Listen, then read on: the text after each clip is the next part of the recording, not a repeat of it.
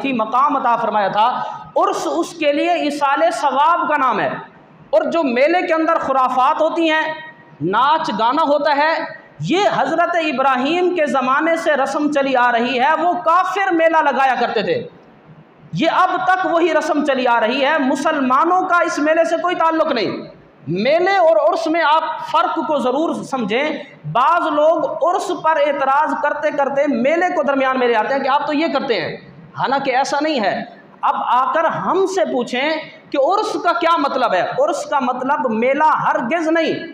میلہ کافروں کی رسم ہے، وہاں پر جو خرافات ہوتی ہیں، ڈھول گانا باجا جوا بت پرستی جو کچھ ہوتا ہے، یہ کافروں کی رسم ہے۔ اور عرس جو ہے یہ شریعت کے اندر ایصال ثواب کو رسول اللہ صلی اللہ تعالی علیہ وسلم نے مشروع قرار دیا ہے۔ تو عرس ایصال ثواب کا نام ہے۔ میلے اور عرس کے درمیان اس فرق کو آپ مد نظر رکھیں۔